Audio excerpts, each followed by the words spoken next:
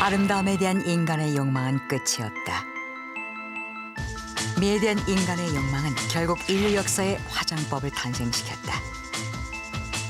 아름다운 이 여인들. 그러나 이들의 얼굴을 가리고 있는 두꺼운 분 뒤에는 놀라운 이야기가 숨겨져 있다. 유혹이에요? 화장의 역사는 기원전 7,500년 이집트에서부터 시작된다. 당시 이집트인들은 자신의 눈썹을 모조리 밀고 더욱 진하고 크게 그려넣는 분장을 했다. 그것은 태양광선에서 눈을 보호하고 짐승을 만났을 때 겁을 주기 위한 수단에 불과한 것이었다. 하지만 클레오파트라가 강한 색치감과 짙은 화장법으로 사람들의 이목을 집중시켰다. 그녀의 강렬한 화장법은 그 당시 타국에까지 소문이 날 정도였는데 그때부터 클레오파트라의 하얀 얼굴과 강한 눈매는 아름다움의 대명사로 불렸다.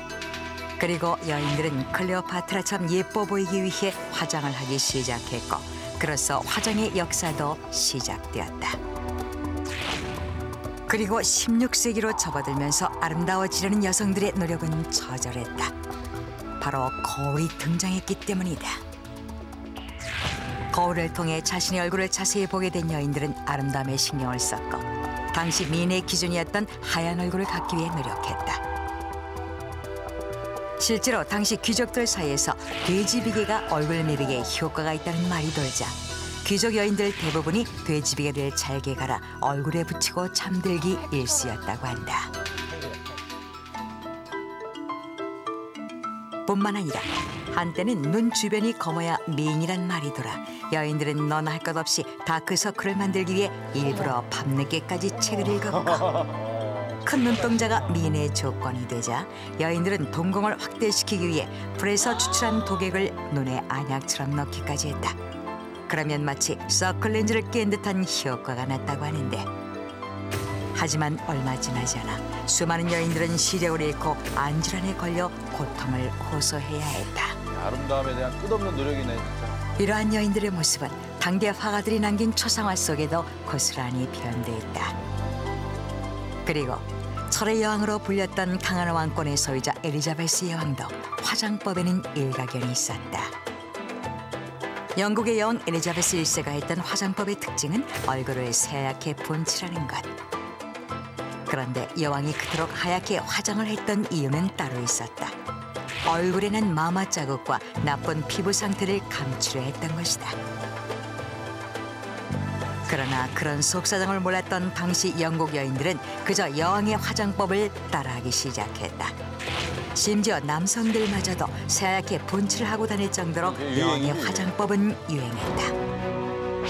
그런데 얼마 후 영국의 많은 사람들이 원인 모를 병을 앓게 되었다. 어떤 이는 얼굴이 초록빛이 되어버렸고 또 어떤 이는 시름시름 앓아누웠다. 그렇게 영국 전역에는 희귀한 증상이 돌림병처럼 돌고 있었다. 그런데 놀랍게도 엘리자베스 1세도 원인 모를 그 병에 걸려 있었다. 엘리자베스 여왕까지 병에 걸리자 영국은 발칵 뒤집혔고 총동원된 의사들이 병의 원인을 밝혀내려고 노력했다. 그리고 충격적인 사실이 밝혀졌다. 병의 원인은 바로 사람들이 썼던 화장품 베니스분 때문이라는 것이다. 실제로 여왕을 비롯해 병에 걸린 이들은 모두 하얀 얼굴을 만들기 위해 이탈리아에서 수입한 베니스분을 쓰고 있었는데 하지만 그들 누구도 베니스분이 백연으로 만들어져 있다는 사실은 알지 못했다. 베니스분의 주 원료가 된 백연은 염기성 탄산나브로서 피부에 닿으면 치명적인 결과를 초래하는 화학물질이다. 이 사실을 안 의사들은 베니스분을 두고 추하고 극악하며 그리고 혐오스럽게 만드는 악마의 발명품이라고 맹렬히 비난했다. 그러나 그 모든 경고가 아무 쓸모없었다.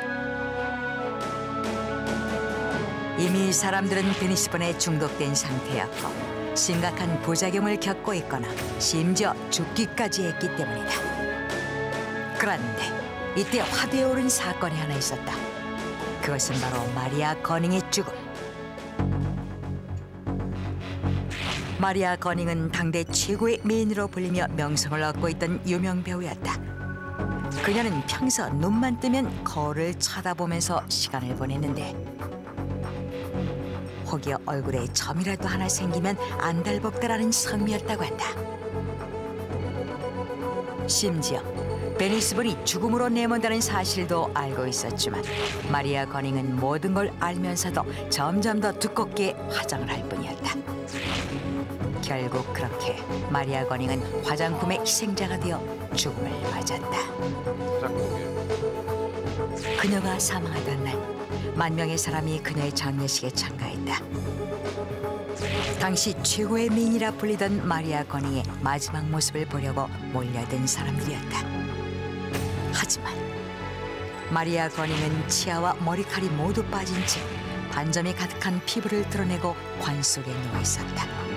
베니스분 중독자의 최후를 보여준 것이다. 사람들은 마리아 거닝의 적나라한 모습을 보고 충격에 휩싸였고 19세기까지 명성을 이어오던 베니스분의 끈질긴 생명력은 유럽에서 점차 찾아들기 시작했다. 그런데 베니스분의 악명이 한국을 찾은 듯했다. 한국에도? 1915년 한 소녀는 신문에 난 광고 문구를 읊어내렸다. 주디께도 없어집니다. 가만! 광고의 내용인즉 박가분을 한번 바르면 곰보도 완전히 없어지고 백옥 같은 피부를 갖게 된다는 것이었다. 이처럼 여성들을 유혹하는 문구가 연일 신문에 광고로 게재되면서 장안의 여성들을 들쑤셔 놓았다. 실제로 박가분을 써본 여성들은 박가분의 가루가 물이나 기름에 잘 녹아서 피부에 더 잘 발리고 미백 효과에도 뛰어나다며 좋아했다는 기록이 남아있다. 특히 기생들은 박가분의 이러한 특성에 완전히 매료되어 있었다고 하는데 1916년을 전후한 시기에 한국에는 급속한 개화바람을 타고 화장품 수요가 크게 늘고 있었다. 그런 분위기에서 국산품으로 출시된 박가분은 그동안 수입된 외선 화장품보다 그 가격도 훨씬 저렴했다. 효과도 뛰어나고 가격도 저렴했기 때문에 박가분은 선풍적인 인기를 누리면서 하루에 5만 값씩 팔려나갈 정도였다. 그런데 박가분을 지속적으로 사용하던 기생들에게 서서히 부작용이 나타났다.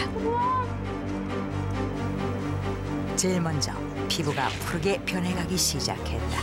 그때랑 같은 증상이에요. 그리고 살이 썩어 들어갔다. 헬베스 그때가. 심지어는 정신이 혼미해진 기생들도 있었다. 주범은 박가분이었다. 사실 박가분은 납조각에 식초를 뿌려 보름 동안 숯불에 달군 뒤 하얗게 핀 납가루를 긁어 모아서 만든 분이었던 것이다.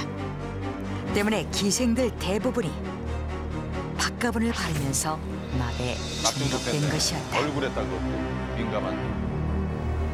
하지만 기생들은 화장품의 독으로 제 살이 썩어가는 걸 보면서도 분칠을 멈추지 않았다.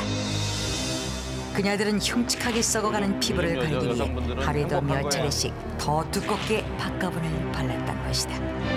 심지어 머리까지 납이 스며들어 정신이상을 일으킨 기생들이 속출했다. 그러던 어느 날 박가분 때문에 납중독에 걸린 한 기생이 박가분을 먹고 자살을 시도했다. 사건이 일자 단번에 박가분은 살 파먹는 가루로 소문이 났고 심각한 사회 문제로 떠올랐다. 그리고 자살 사건이 나자 박가분을 제조하던 회사는 1937년 잦은 폐업해 역사의 뒤편으로 사라졌다.